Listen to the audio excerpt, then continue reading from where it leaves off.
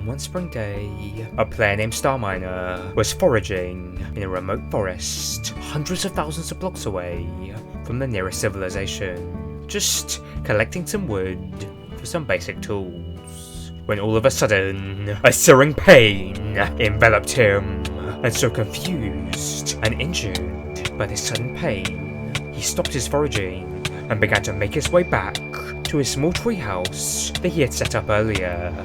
However, as he walked back, the pain only grew, getting worse and worse, and so he began to speed up, quickly sprinting through the dark shadows of the forest, desperate for supplies back at the treehouse, hoping that might save him, until just when he was about to return, the pain stopped. He was perplexed, and so he began to look around to see if he could figure out what caused all this. But then he noticed something. He wasn't alone. In fact, he had never been alone. He had been stalked from the shadows ever since he had arrived in this place.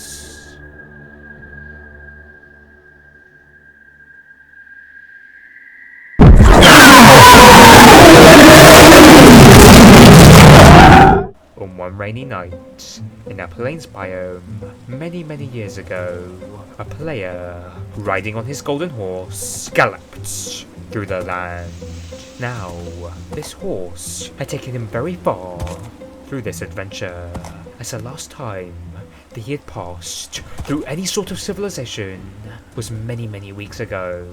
And so, by his calculations, the nearest form of any civilization from where he currently stood was well over 300,000 blocks away. So, it was quite fair to say he was in the middle of nowhere.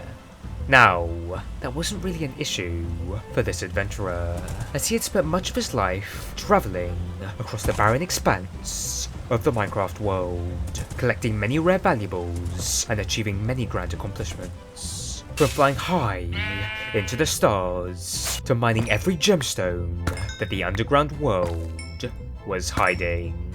He had done everything that this world had to offer, and so, because of all that, he was known by the name Starminer. Now, Starminer, because of all these grand quests, had obtained a very luxurious clothing set, and he was always spotted wearing his bright blue jacket, woven from the rarest sheep of them all, with a golden belt forged from a crown he had found within the ancient civilizations, hiding in the darkest depths of this world, and bright white shoes forged of the fiery nether quartz. But by far, the most noticeable parts of his appearance were his eyes, as they were bright, glowing green. They were just magical, almost as magical as that subscribe button. Now, how they came to be, no one really knew, but it was suspected that he had gained the beautiful green glow after achieving all there was to achieve within the known world. So, that begs the question, why was he here, on that horse, in the middle of nowhere? Well, the answer is rather simple. He had done everything there was to do, and had collected all there was to collect. And so, he just wanted to explore the world and uncover all of its mysteries. And so, riding on that golden horse, donned with a full set of fully enchanted diamond armor, and with a handful of tools, also with the best enchantments, he was prepared to uncover those mysteries. And so, as the rain lashed down upon him, he held up his lantern, casting light over the lowly visible terrain, and he carried on moving, scouring the surroundings for any malfunctions or deformities within the land, hoping that there would be the key to uncovering the world's mysteries. Now, so far, he hadn't found any, but he was hoping that very soon he was going to find at least one strange mystery within this world. There had to be one. This world wasn't perfect, but still, after many more hours of travelling, unsurprisingly, he still hadn't found anything, and it was starting to get dark.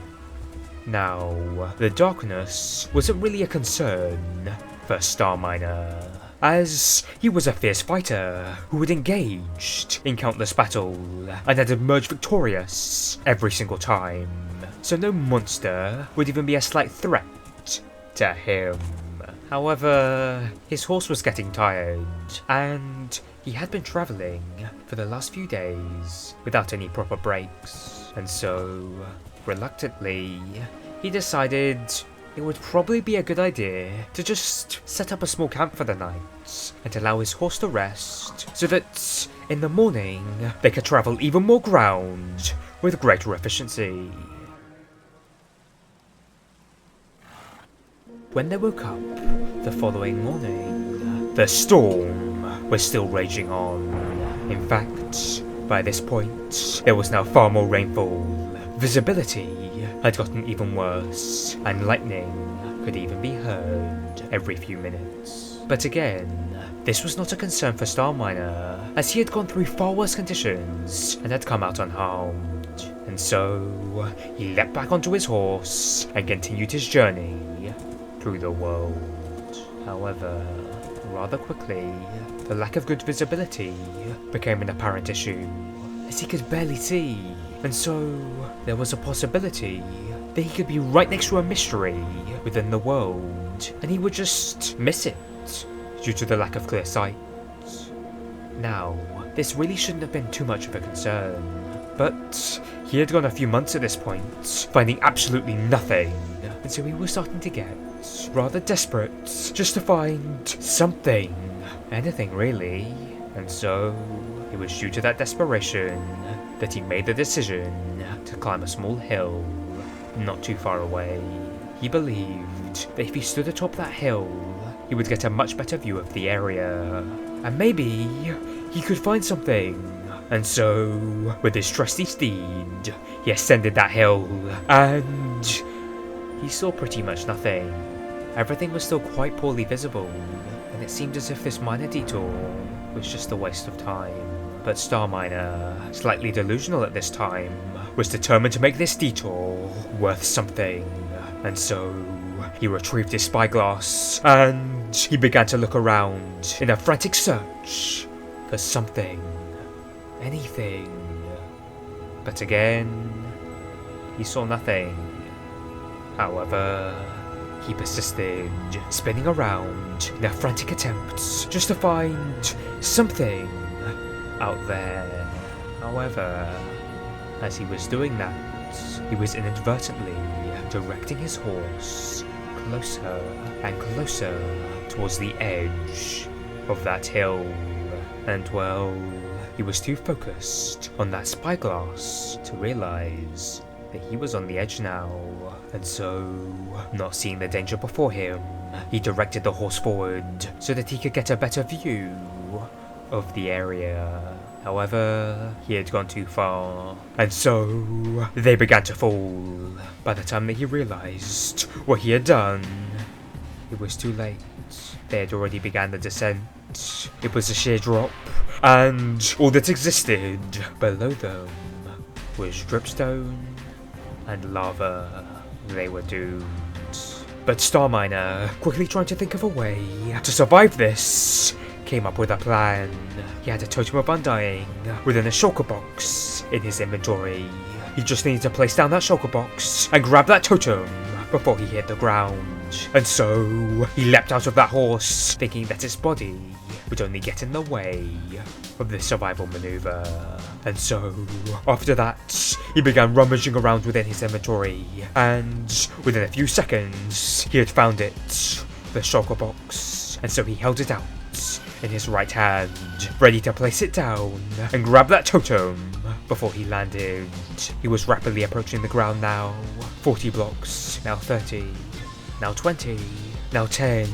This was it. He slammed down the shulker box, and just as he was about to grab the totem, he crashed into the dripstone below. and he was killed instantly. He could only watch on in death as his body descended into the lava and his horse melted into nothingness. But worse than that, all the items he had collected over the last few years were on him at the time of his death. And when I say all of them, I mean all of them. Every single relic he kept on his person at all times. But now, as he had landed by the lava, they were all destroyed, burnt to a crisp, and reduced to nothingness. Everything he had worked so hard for was now gone. Thousands of hours wasted was all meaningless. He would never get those items back. And so as Starminer stared at the screen of death, being presented with the options to either respawn or to quit, he made the obvious decision.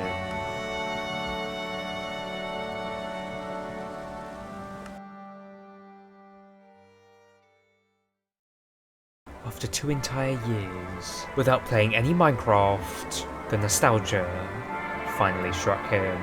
He remembered all those joyful hours he had spent playing that game, and even though he had lost literally everything he had worked so hard for, he decided that the joy he had while obtaining all those items far exceeded the sadness of losing everything, as he could just go and recollect all of them and rebuild himself into something better than what he was previously. And so, with that in mind, he looked back onto that world. He respawned to that bed that he had placed in that campsite all those years ago. And as he looked around, the memories just came flooding back to him. This was just awe-inspiring. Now, initially, things did seem a little bit off. He thought the music was a little bit different, and he didn't remember the sky having clouds. And the textures just seemed a bit off too. But that was probably just his faulty memory. It had been 2 years, after all. Everything was probably normal. And so, this was it. This was the start of a new, great adventure. Now, due to that campsite he had set up all those years ago, he was now in a forest several 100,000 blocks away from any forms of civilization. So, if he wanted to make something of himself, he was going to have to do it all by himself, as he was completely isolated in his current position. But Starminer was 100% okay with this, as he saw this as a new challenge. And so, he set to work. At first, he chopped down some trees and created a crafting table and wooden tools. And then he began mining stone to upgrade his wooden tools, and he was even able to create 2 furnaces with the excess stone. And then he began mining deeper within the world, gathering up plenty of iron and copper. And then he smelted down the iron and created a full set of iron armor and tools. And then he chopped down even more trees and collected many leaves too. And so he was finally ready to start building his first base. Now, he wanted this first base to be rather simple, and thus he made the decision to simply modify the largest tree within that forest into a treehouse. So that way, he could not only save on resources, but also he could have a base that was far more integrated with the environment, and it was going to be a lot easier to build as well.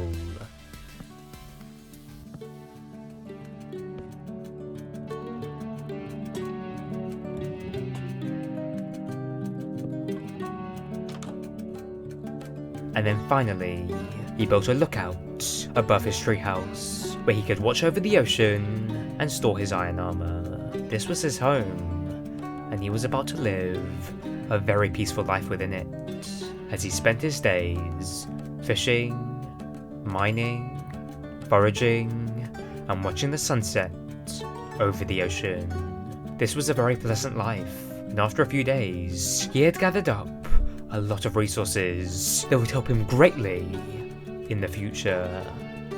But still, Starminer knew that if he wanted to reach the heights of his previous life, he couldn't continue spending his days as he currently was.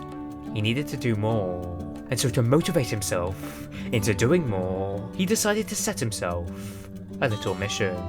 A quest to craft every single sword that existed within this world. Now he already had wood, stone, and iron, so he was already halfway there, and thus he set his sights on the next easiest sword variant, gold.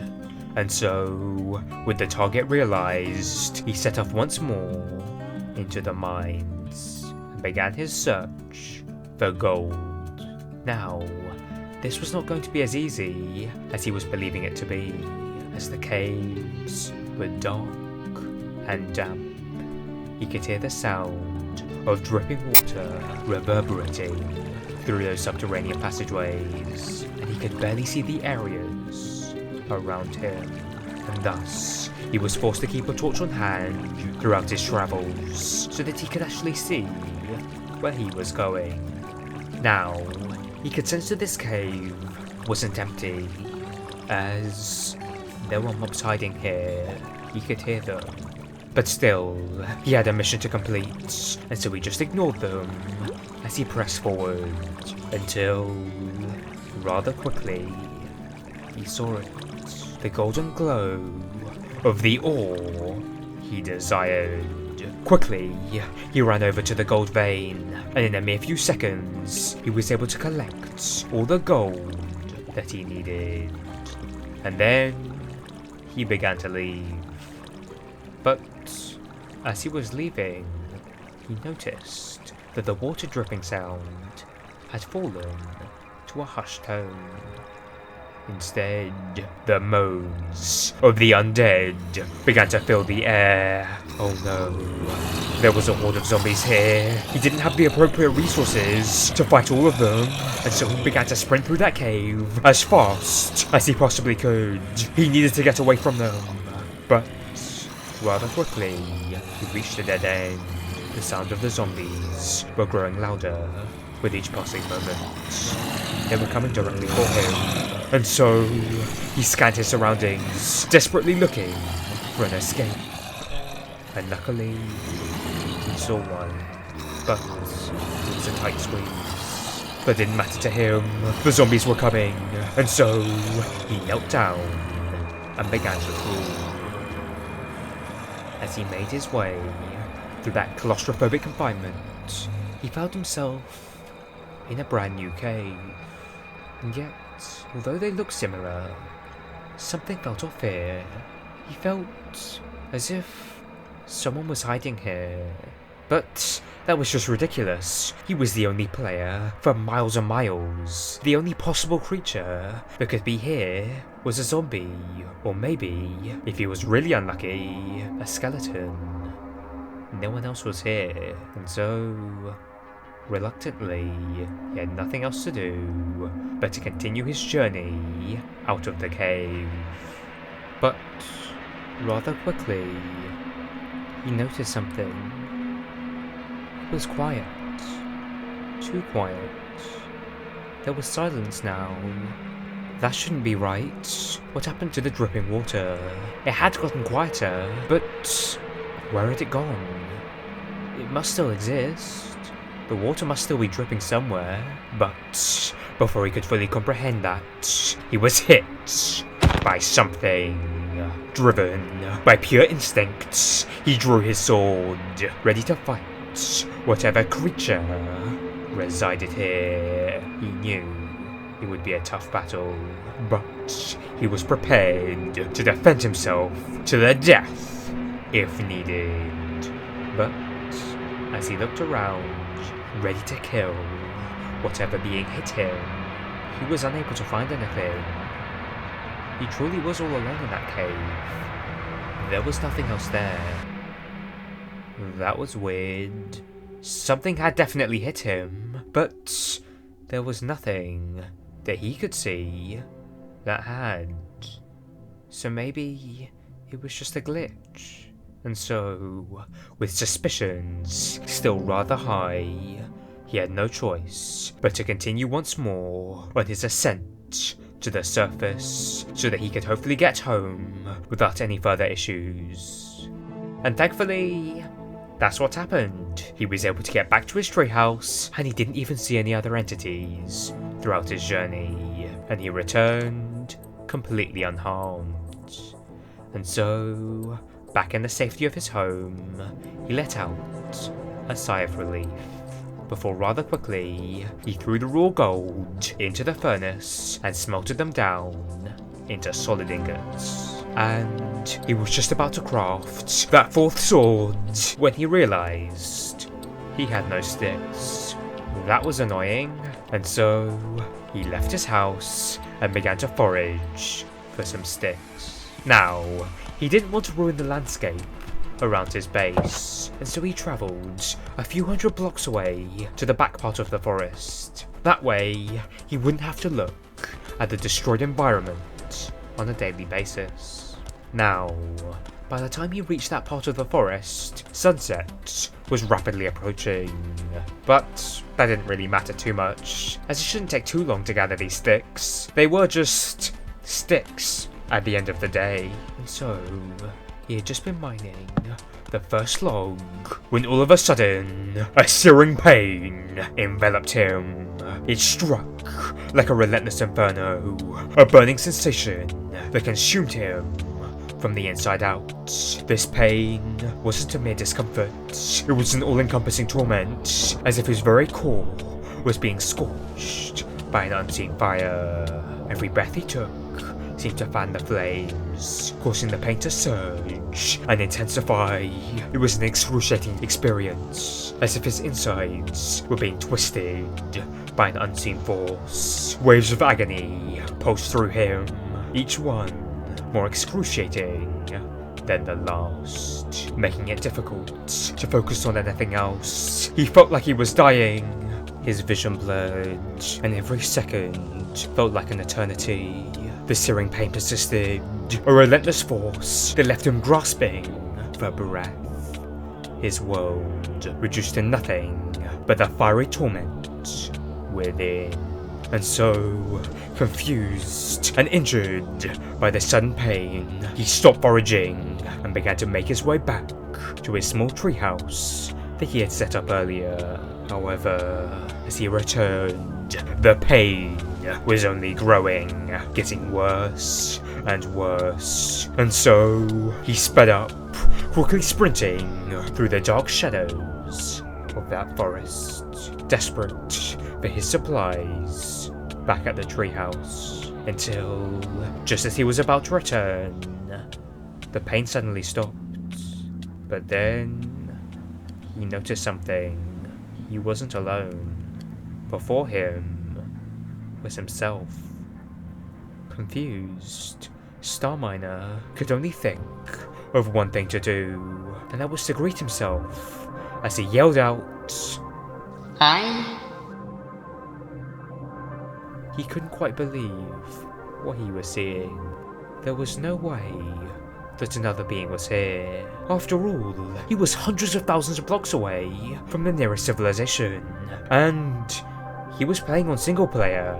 But even more bizarrely than that, this other creature held his appearance. He didn't know what to think. Was this some sort of shape-shifting monster? Or was this just an illusion? Or was he seeing himself? And so, uncertain, he took another step closer. He realized that while this other creature was very similar to him, its appearance was slightly different. As while he wore a clean, bright blue jacket, this other creature held a dirty, torn, and ripped jacket that had slight hues of red. In fact, that other creature wore all the same clothes as him, just dirty, torn, and ripped versions with slight red hues. He took another step closer, and he now saw that this creature's eyes were bigger than his own, and they glowed in a dark red hue. Frozen in fear with what he was witnessing, Star Miner could once again only think of one right thing to do in this situation, that being to just say Hello? once more. But unlike before, this time that creature reacted as the moment that he finished speaking, the creature began to charge at Starminer, and he drew an enchanted, yet desaturated diamond sword, and he waved it in the direction of Starminer. Even though he was paralyzed with fear, Starminer was able to draw his own sword in defense. Now, it was only iron, but he was still ready for this battle. He had to be. He had no other choice. You abandoned me.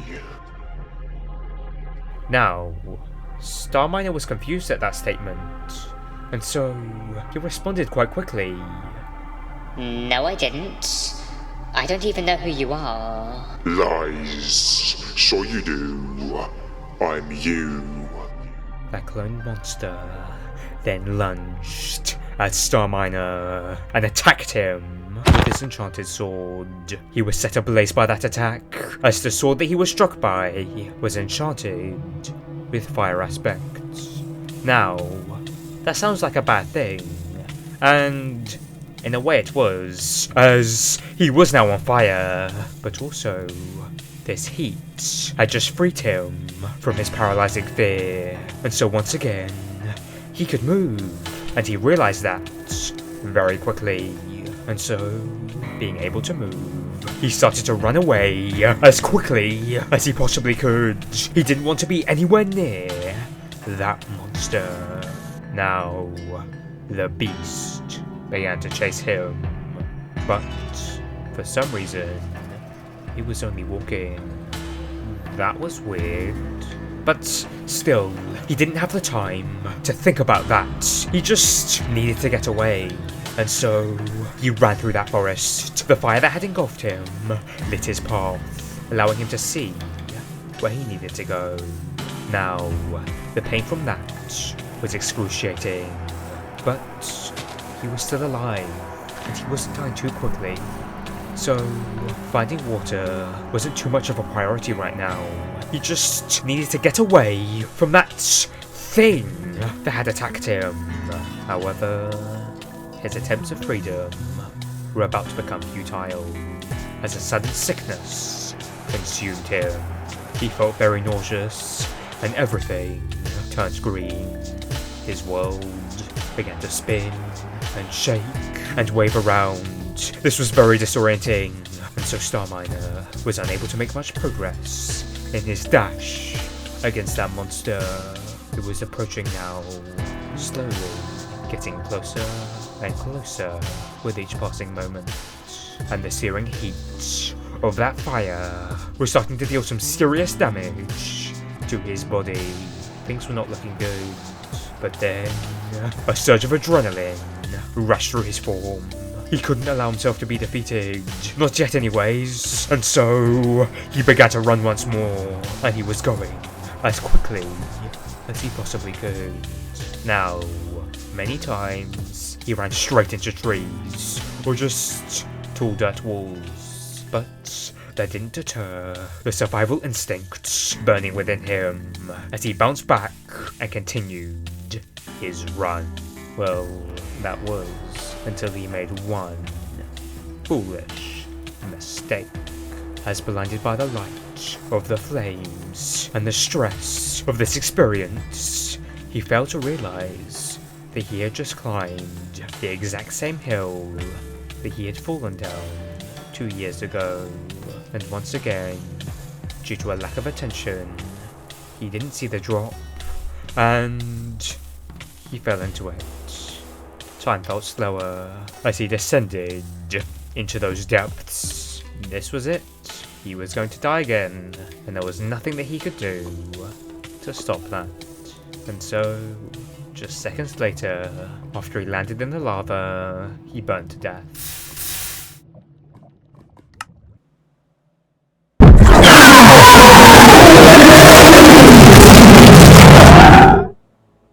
He couldn't move, and so all he could do was just stand there and watch in horror as that monster drew ever closer to his face. And then, just as it was about to touch him, it vanished. Now, he still couldn't move, so he was just standing there, completely terrified at the events unfolding before him. Why was this happening? But as he was just standing there, contemplating the meaning of this monster's existence, something happened. He began to move. However, his actions were totally out of his control. He wasn't doing any of this, and yet he could feel his limbs moving, taking steps, and retrieving weapons. What was this? He was utterly confused and horrified. He didn't like the fact he had lost all control over his body, and all he could do was just watch on like a passenger on the inside of his own life. And then his possessed body looked down at the chat. One message was being spammed over and over. I am Star Miner 666. I am Star Miner 666. I am Star Miner 666. I am Star Miner 666. I am Star Miner 666. I am Star Miner 666. I am Star Miner 666. I am Star Miner 666. Not you. I am Star Miner 666. In blood, red ink.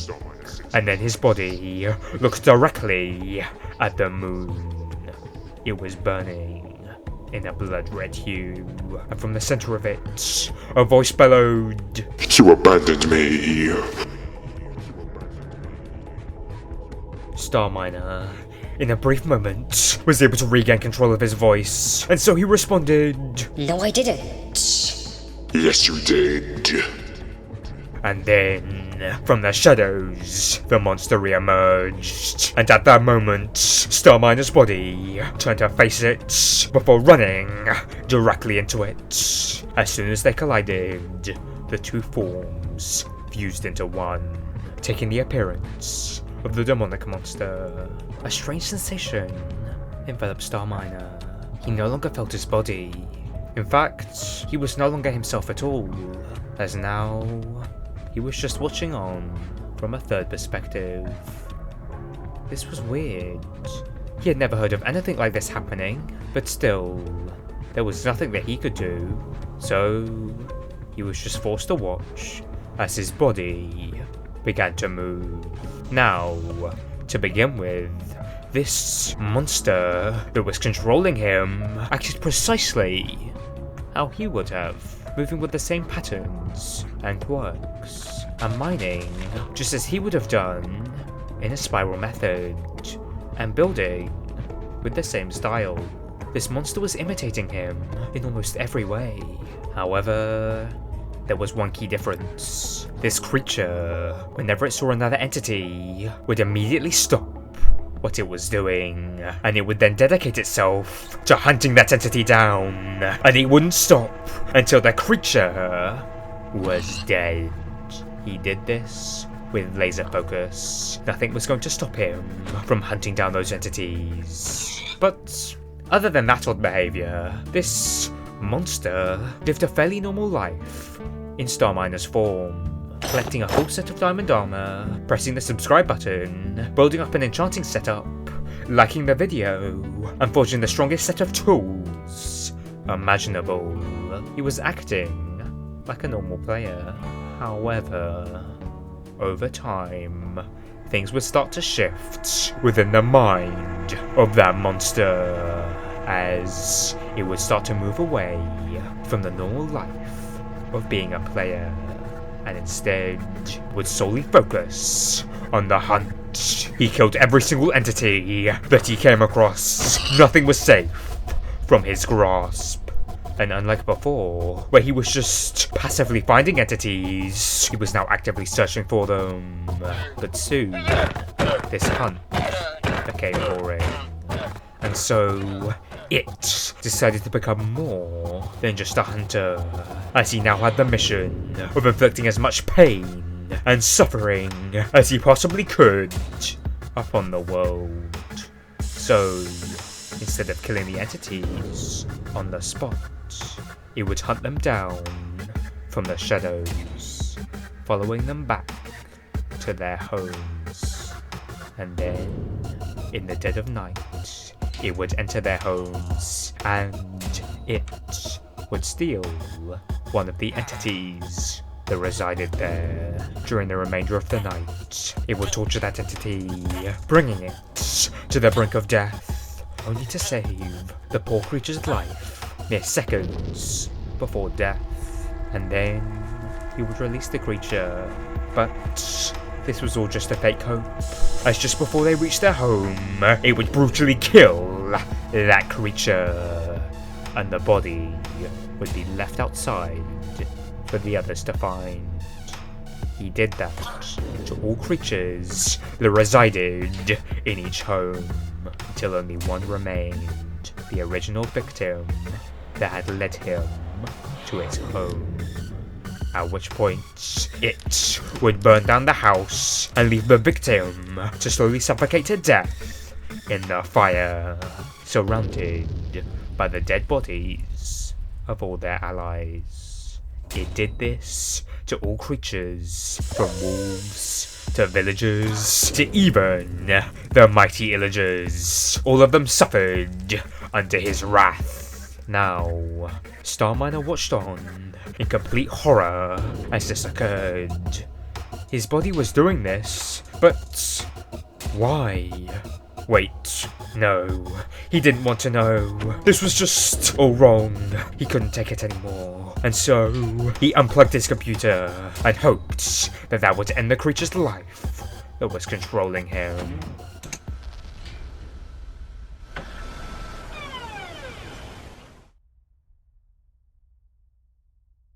Everything seemed normal now. He had regained control of his body, and his skin was back to normal. And it retook control, transforming his skin back into the demonic appearance, and it spoke once more. I will never leave. You don't deserve to play. Starminer felt an electric shock.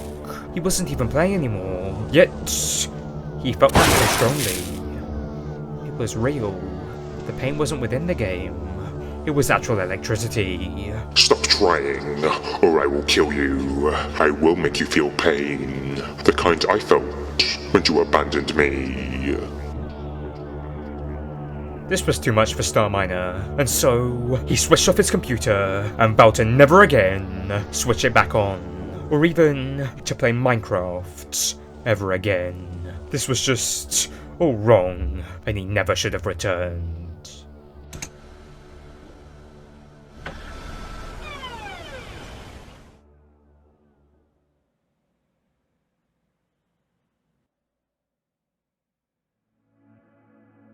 So now, that begs the questions. What was that monster? And why did he do all this? Well, it all begins 2 years ago. When Starminer died, his lifeless body rather quickly became the target of a malevolent illager known as the Soul Gatherer. As emerging from the shadows with dark intentions, he attempted to steal the soul of Starminer. However, the Soul Gatherer only succeeded in capturing a partial essence, and so driven by a relentless desire for power, the Soul Gatherer invoked dark magic to summon a red crystal shard from the heavens, a harbinger of pure evil. The Crimson Shard resurrected Starminer, but his consciousness remained fragmented, as only a partial soul remained. And so, an insidious thirst for blood and destruction took hold within the gaps, as the red crystal corrupted him. But as the red crystal filled those voids, within his soul. He was cursed by the Soul Gatherer, sentenced to eternal agony until he fulfilled a single dark mission, acquiring the missing portion of his own soul, blaming the absent part of his soul for its torment. The evil part of Starminer lurked in the shadows, eagerly waiting for the remainder of his soul to return. When the other part finally re-emerged, Starminer seized control, using the malevolent power of the crystal to aid him. Yet, in its twisted existence, he remained clueless on how to reunite his fragmented soul, and so, not knowing what else to do, he began to live normally. However, despite living a semblance of a normal life, the sinister influence prevailed, and he embarked on a ruthless journey across the universe, leaving a trail of blood in his wake. Years of destruction and bloodshed would go on, until one day, Starminer, consumed by malevolence, returned to the Soul Gatherer, bearing the collected essence of countless beings. The Soul Gatherer, reveling in the macabre achievement, accepted the offering and freed Starminer from his suffering. Finally, his mission was complete. He had them all, and he had used Starminer to collect the rarest soul in the universe. A player soul. This was it. He was unstoppable now. He had everything. But wait, who is this Soul Gatherer? What was his mission? And what will he do next? Well, to learn of the despicable tale of his life, you'll need to watch this video.